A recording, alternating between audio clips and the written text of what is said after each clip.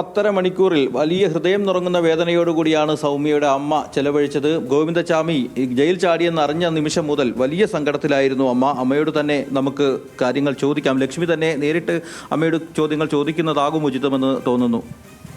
അമ്മ, എന്താണ് പറയാനുള്ളത്? അമ്മ, വലിയ ആശ്വാസം തന്നെയായിരിക്കും അല്ലേ ഈ വാർത്ത എത്തിയപ്പോ, പിടികൂടി എന്ന് പറയുന്ന വാർത്ത? പിന്നെ പിടികൂടിയെന്ന് കേട്ട വാർത്ത കേട്ടപ്പോൾ തന്നെ മനസ്സിന് കുറച്ചൊരു ആശ്വാസമായി. അപ്പം ഇവൻ ജയില് ചാടി എന്ന് അറിഞ്ഞപ്പം അതിലേറെ ദുഃഖമായിരുന്നു നമുക്ക്. അത് പേടിച്ചോ ആ നേരം? എനിക്ക് അങ്ങനെ ഒരു പേടിയില്ല. എന്നെ തേടിയെത്തിയാലും എനിക്ക് വിഷയമല്ല. കാരണം ഇനിയിപ്പോൾ ആരുടെ കാര്യം എനിക്ക് ചിന്തിക്കാനില്ലല്ലോ. മകളും പോയി, മകനും പോയി. പിന്നെ ഇപ്പം എന്താ, എനിക്ക് അങ്ങനെ ഒരു പേടിയില്ല. എന്നെ തേടി വരുന്നുള്ള പേടിയല്ല. എൻ്റെ മകൾക്ക് സംഭവിച്ച പോലെ ഇനിയൊരു പെൺകുട്ടികൾക്കും ഇത് സംഭവിക്കരുത് എന്നുള്ള ആ ഒരു ദുഃഖമായിരുന്നു എനിക്കുണ്ടായിരുന്നത്. കാരണം ഇപ്പം ജയിലിൽ ചാടി എന്ന് പറഞ്ഞപ്പോൾ മുതൽ എൻ്റെ മനസ്സിൽ നീറലതായിരുന്നു. കാരണം ഇനി എത്ര അമ്മമാർ കരയേണ്ടി വരുമോ ഇവൻ കാരണം കൊണ്ട് എന്നാണ് ഞാൻ വിചാരിച്ചത്. ഈ 10-15 കൊല്ലമായിട്ട് ഞാൻ ഇതേ വാക്കുകൾ പറഞ്ഞുകൊണ്ടിരിക്കുകയാണ്. പക്ഷെ ഇതിനൊന്നും ഒരു മോചനം കിട്ടിയില്ല. അപ്പോഴത്തേനാണ് ഇപ്പോൾ അവൻ്റെ ജയിൽ ചാട്ടം ഉണ്ടായത്. അവൻ്റെ മരണത്തോടു കൂടിയാണ് ഇതെല്ലാം അവസാനിക്കുകയുള്ളൂ. അതാണ് നമുക്ക്. ഇയാള് ജയിലിൽ വലിയ സുരക്ഷയിലാണ് കഴിയുന്നത് എന്നാണല്ലോ നമ്മളുടെയൊക്കെ വിശ്വാസം. ഇങ്ങനെ വലിയ ഒരു കൊടും ക്രിമിനൽ, ഇത്തരം എന്തും ചെയ്യാൻ മടിക്കാത്ത ഒരാളെന്ന് അന്വേഷണ ഉദ്യോഗസ്ഥർ പറയുന്നു. ആ വിധിയിൽ തന്നെ അത് പറയുന്നുണ്ട്. അപ്പോൾ ഇയാൾ ഒരിക്കലും പുറത്തേക്ക് ഇറങ്ങില്ല എന്ന് പറയുന്ന ഒരു ആശ്വാസത്തിലാണ് നമ്മളൊക്കെ പുറത്ത് കഴിയുന്നത്. ഇതുപോലുള്ള ഒരുപാട് ക്രിമിനലുകളും അത്തരത്തിൽ പുറത്തേക്ക് ഇറങ്ങില്ല എന്നുള്ളതാണ് ജയിൽ സാധാരണക്കാർക്ക് നൽകുന്ന സുരക്ഷ. അതാണ്.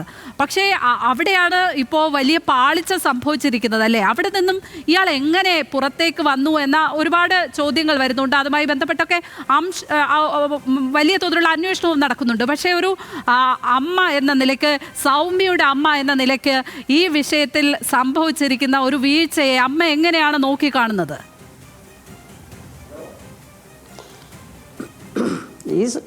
ഇതിപ്പം ഇത്രയും വലിയൊരു ക്രിമിനൽ തുടക്കം മുതലേ നമ്മുടെ മുകളിലെ കേസ് വന്ന കാലത്ത് എല്ലാവരും പറയുന്ന അത്രയും ക്രിമിനലാണ് അവൻ എന്നാണ്. അപ്പം അങ്ങനത്തെ ഒരാൾ ഈ ജയിലിൽ ചാടുന്ന, ഒന്നാമത് ഒറ്റക്കൈക്കാരൻ, അവൻ ഇത്രയും വലിയ ഈ ജയിലിൻ്റെ ഉള്ളിൽ നിന്ന് ഇത്രയും ഇതായിട്ട് അവൻ പുറത്ത് ചാടണമെങ്കിൽ അവനൊരു പിൻഗാമിയുള്ള കാരണം കൊണ്ട് തന്നെ അവൻ ചാടിയത്. അവൻ്റെ പിന്നിലൊരാൾ എപ്പോൾ ഉണ്ട്. അവൻ്റെ ഈ കാര്യങ്ങളെല്ലാം ചെയ്തു കൊടുക്കാൻ അവൻ്റെ കൂടെ ഒരാളുണ്ടായിരുന്നു. ആളില്ലാതെ അവനൊരിക്കലും ഇങ്ങനെ പുറത്തേക്ക് ഇറങ്ങാൻ പറ്റില്ല. എങ്ങനെ അവന് അത് ചെയ്യാൻ പറ്റും? ഈ ഇത്രയും വലിയൊരു ജയിലിൽ നിന്ന് ഞാൻ ഇവിടെ കോഴിക്കോട് തിരുവനന്തപുരത്ത് പോയിട്ടുണ്ട് ജയിലിലൊരു പരിപാടിക്ക്. അപ്പോൾ ആ പരിപാടിക്ക് പോയപ്പോൾ ഞാൻ അവിടുത്തെ ജയിലിൻ്റെ മതിലുകൾ കണ്ടതാണ്. അങ്ങനത്തെ മതിലായിരിക്കും, അതിലും വലിയ മതിലായിരിക്കുള്ളൂ അവിടെ. എന്താ വെച്ചാൽ ഇങ്ങനത്തെ ക്രിമിനലുകൾ കിടക്കണ ജയിലല്ലേ. അപ്പോൾ ആ ജയിലിൻ്റെ ഈ കമ്പിയെല്ലാം മുറിച്ച് ഇവൻ പുറത്തിറങ്ങി ഈ മതിൽ ചാടി കയറണമെന്നുണ്ടെങ്കിൽ അവൻ്റെ പിന്നിലൊരാളില്ലാതെ അത് നടക്കൂ? ഒരിക്കലും അത് നടക്കില്ല.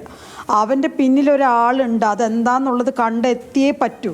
അതാരാന്നുള്ളതും കണ്ടെത്തണം. അത് കണ്ടെത്തേണ്ടത് വലിയ അത്യാവശ്യമുള്ളൊരു കാര്യമാണ്. കാരണം ഇവൻ ഇനിയിപ്പോൾ പിടിച്ചു, പോലീസുകാർ പിടിച്ചു, ഇപ്പോൾ അവിടെയുള്ള ജനങ്ങൾ പിടിച്ചു കൊണ്ടുവന്നു, പോലീസുകാരെ ഏൽപ്പിച്ചു, അതുകൊണ്ടൊന്നായില്ല. ഇതിൽ എല്ലാം വരുന്നത് ഇനി അവൻ കിടക്കുമ്പോൾ ഇനി അവന് തൂക്കുകയറിലേക്ക് അയക്കണം ഇനി അവൻ്റെ പോക്ക്. അതാണ് വേണ്ടത്. പിന്നെ ഇവനെ ഇത്രയും തിരിച്ചറിഞ്ഞ് അവനെ വിളിക്കാനുള്ളൊരു കഴിവ് കാണിച്ച് അയാളോട് പറയാതിരിക്കാൻ പറ്റില്ല.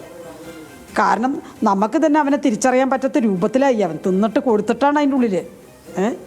അവൻ തിന്ന് കൊടുത്തിട്ടാണ് അവൻ അങ്ങനെ ആയിരിക്കണത്.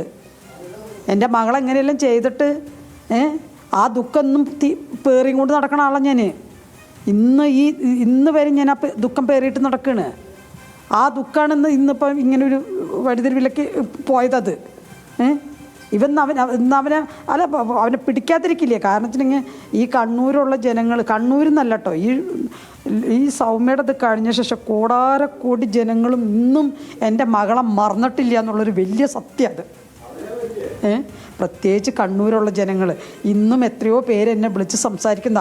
അതാണ് ഞാൻ രാവിലെ ആ ചാനലിലെ കുട്ടി എന്നെ വിളിച്ച് പറഞ്ഞപ്പോൾ തന്നെ ഞാൻ ആ കുട്ടിയോട് പറഞ്ഞു, അവൻ എവിടെയും പോയിട്ടില്ല, കണ്ണൂർ വിട്ടിട്ടില്ല അവനെ അവിടുത്തെ വലിയ വലിയ ഉദ്യോഗസ്ഥന്മാർ ഇറങ്ങിയിട്ടുണ്ടാവും ഇവനെ പിടിക്കാൻ. പക്ഷേ പറഞ്ഞിട്ട് കാര്യമില്ല, ജനങ്ങൾ തന്നെ അവിടുത്തെ ജനങ്ങൾ പിടിക്കുന്നത്. അപ്പം അതേപോലെ വലിയ ഒരു സമൂഹത്തിന്റെ ജാഗ്രത അതിനകത്ത് എല്ലാവരും, നാട്ടുകാരെല്ലാവരും ഒരുമിച്ച് നിന്ന് തന്നെയാണ് അങ്ങനെ അയാളെ പിടികൂടാൻ കഴിഞ്ഞത്. അപ്പോഴും ഇയാൾ ഇത്രയും വലിയ 7.5 മീറ്റർ ഉയരമുള്ള ജയിൽ മതിൽ എങ്ങനെ ആരുടെയും സഹായമില്ലാതെ, ഇപ്പോൾ അമ്മ ഒരു സഹായി ഉണ്ട് എന്ന് പറഞ്ഞു, ആ ഒരു സഹായി മാത്രം വിചാരിച്ചാൽ നടക്കുമോ ഇത്രയും വലിയ വടമുണ്ടാക്കാൻ? മാത്രമല്ല അവിടെ ആക്സ് ബ്ലേഡ് ഉപയോഗിച്ച് ആ ജയിലിൻ്റെ അഴി മുറിക്കാൻ. അപ്പോൾ അവിടെയുള്ള സുരക്ഷാ ചുമതലയുള്ള പോലീസുകാർ എന്ത് ചെയ്യുകയായിരുന്നു? അവിടെ സുരക്ഷാ ചുമതലയുണ്ടായിരുന്ന ജയിൽ ഉദ്യോഗസ്ഥർ എന്ത് ചെയ്യുകയായിരുന്നു എന്ന ചോദ്യം സാധാരണക്കാരുടെ എല്ലാ മനസ്സിൽ ഉയരുന്നുണ്ട്. അമ്മയ്ക്കും തോന്നുന്നില്ലേ അത്? അതൊരു ചോദ്യമാണ്, അതൊരു ചോദ്യം തന്നെയാണ്. കാരണം ഇത്രയും വലിയൊരു ജയിലിൽ ഇങ്ങനെ ഒരാൾ ഈ ഇതിൻ്റെ കമ്പി ഇതെല്ലാം മുറിച്ചിതാകുന്നവരെ ഈ എന്താണ് അവിടെ ഇത് അതിനുള്ള എത്ര പോലീസുകാർ? കാരണം ഒരു ജയിലിൽ നിന്നെല്ലാം പറഞ്ഞിട്ടുണ്ടെങ്കിൽ എത്ര പോലീസുകാരുണ്ടാവും, എത്ര പേരുണ്ടാവും? അപ്പോൾ ആ ജയിലിൻ്റെ ഉള്ളിൽ നിന്ന് ഇങ്ങനെ ഒന്ന് കയറി ഇവൻ പുറത്തിറങ്ങി വരണച്ചിട്ടുണ്ടെങ്കിൽ ഇതെന്താണ്? അപ്പോൾ ഇതിൽ പിന്നിലൊരാളില്ലാതെ അവനത് ചെയ്യാൻ പറ്റുമോ?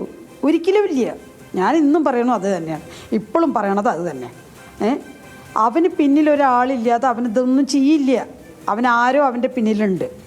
അതല്ലാതെ അവന് ഈ പണികളെല്ലാം ചെയ്ത് ഈ ഒറ്റക്കൈ ഗോവിന്ദൻചാമിക്ക് ഇത് നടക്കില്ല.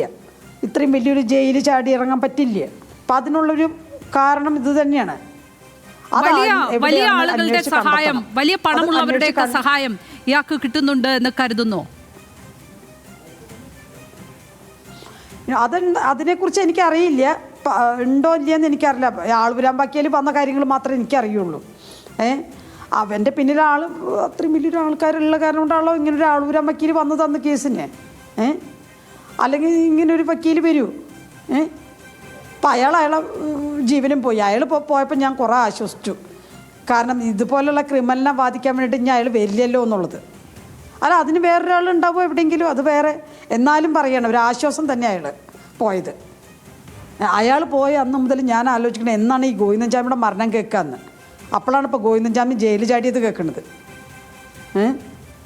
ഈ വധശിക്ഷ ഒഴിവാക്കപ്പെട്ടപ്പോൾ തന്നെ എല്ലാവരും വലിയ ആശങ്കയോടെ പേടിയോടെയാണ് ആ വാർത്ത കേട്ടത്. ഇയാളുടെ വധശിക്ഷ ഒഴിവാക്കി എന്ന് പറയുന്ന സുപ്രീം കോടതി വിധി എത്തിയപ്പോൾ അമ്മയ്ക്ക് എപ്പോഴെങ്കിലും ഇങ്ങനെ മനസ്സിൽ തോന്നിയിരുന്നോ ഇയാൾ ജയിൽ ചാടുവാനുള്ള ഒരു സാധ്യതയില്ലേ, അല്ലെങ്കിൽ ഇയാൾ ഇനി ജയിലെങ്ങാനും ചാടുമോ, അങ്ങനെ ഒരു പേടി ഉണ്ടായിരുന്നോ എപ്പോഴേലും?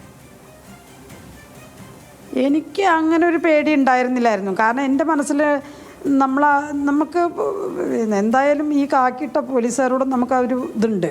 അപ്പോൾ അത് കാരണം കൊണ്ട് അവരുടെ ഒരു ഇതുണ്ടാവുമെന്ന് ഞാൻ പ്രതീക്ഷിച്ചു. പക്ഷെ ആ പ്രതീക്ഷകളെല്ലാം തെറ്റിച്ചിട്ടാണ് ഇപ്പോൾ ഈ ഒരു ജയിൽ ചാടലുണ്ടായിരിക്കണത്. എത്രയോ പോലീസുകാർ എൻ്റെ അടുത്ത് പറയാം, അമ്മ വിഷമിക്കണ്ട, അവന് അതിനുള്ള ശിക്ഷകളെല്ലാം അവിടെ കിട്ടേണ്ടത് എത്രയോ പോലീസുകാർ എന്നോട് പറയാറ്. അപ്പം നമുക്കതാണ് നമ്മൾ ആശ്വസിക്കുന്നത്. അപ്പോൾ അവർ നമുക്കിപ്പോൾ അത്രയും പേരവിടെ ഉണ്ടായിട്ട് ഇതെന്താ ഇങ്ങനെ സംഭവിച്ചത്, അത് തീർച്ചയായിട്ടും അത് അന്വേഷണത്തിന് വരേണ്ടതാണത്.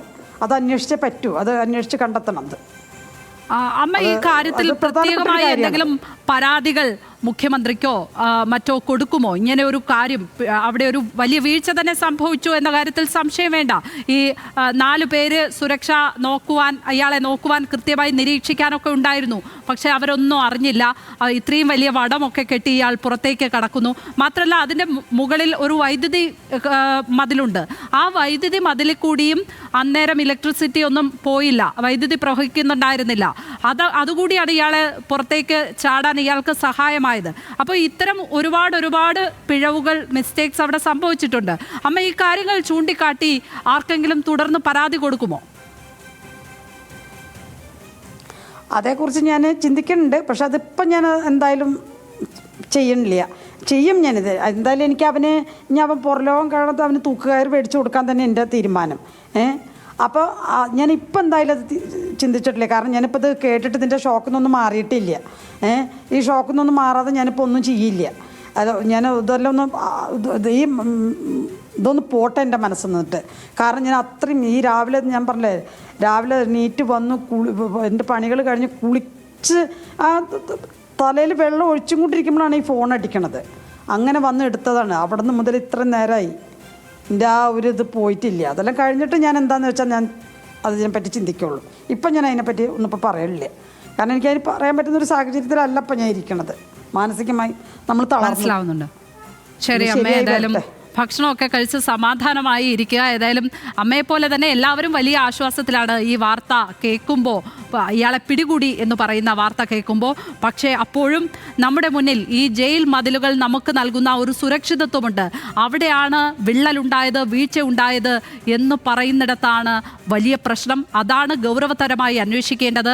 അവിടെയാണ് ഗോവിന്ദച്ചാമി എങ്ങനെ വെളിയിലേക്ക് എത്തി എന്നത് സംബന്ധിച്ച് സമഗ്രമായ കൃത്യമായ പരിശോധന വേണം എന്ന് ഈ ഘട്ടത്തിൽ നമ്മൾ ആവശ്യപ്പെടുന്നതും അതുകൊണ്ടാണ്. ഏതായാലും അമ്മയെ വളരെയധികം നന്ദി ഈ ഘട്ടത്തിൽ നമ്മളോട് പ്രതികരിച്ചതിന്.